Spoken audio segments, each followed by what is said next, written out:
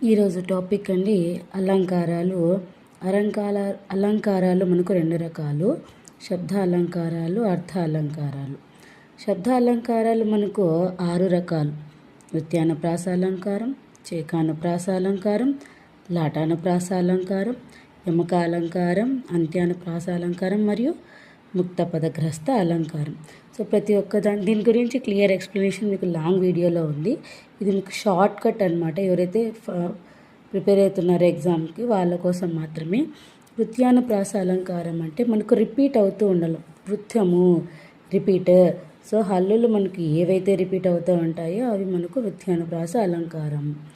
పిల్లను గ్రోవి సవ్వడుల సమ్ములమై, ఇందులో స స రిపీట్ అవుతుంది కదా. అంటే ఇక్కడ మనకు హల్లులు అనేది ఒక్క హల్లులు అంటే కా నుంచి బనిరా వరకు ఏదైనా ఒకే దాంట్లో, ఇప్పుడు కా అన్నామనుకో, కాలో కా నుంచి కహా వరకు అనమాట, ఏదైనా రిపీట్ కావచ్చు. ఓకే, నెక్స్ట్ వచ్చి చేకానుప్రాస అలంకారం. చేకానుప్రాస అలంకారంలో మన పద్యపాదంలో కానీ గద్యంలో కానీ అంటే వాక్యంలో అయినా మీనింగ్ మనకు డిఫరెంట్గా ఉండాలి. అంటే అర్థభేదం కలిగి రెండు హల్లుల జంట రిపీట్ అవుతూ ఉంటే మీనింగ్ డిఫరెంట్గా ఉండాలి. బట్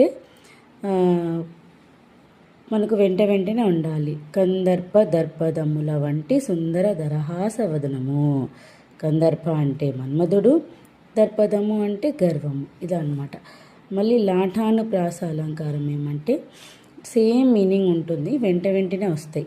సేమ్ మీనింగ్ ఉంటాయి, వెంటనే. హరిని కనుగొను రాజులు రాజులు, ఎవరైతే హరినికి తలుస్తారో ఆ రాజులే రాజులు అని మీనింగ్ అనమాట.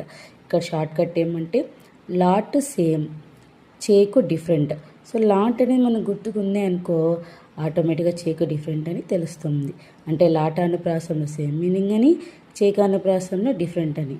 లాట్ సేమ్, చేకు డిఫరెంట్, ఇది గుర్తుందనుకో ఆటోమేటిక్గా మనకి ఎలాంటి వాక్యం ఇచ్చినా కూడా ఆ పదాలకు అర్థం తెలిసిందంటే సేమ్ మీనింగ్ ఉందా, డిఫరెంట్ మీనింగ్ ఉందా అని మనకు తెలుస్తుంది. నెక్స్ట్ యమక అలంకారం ఏమంటే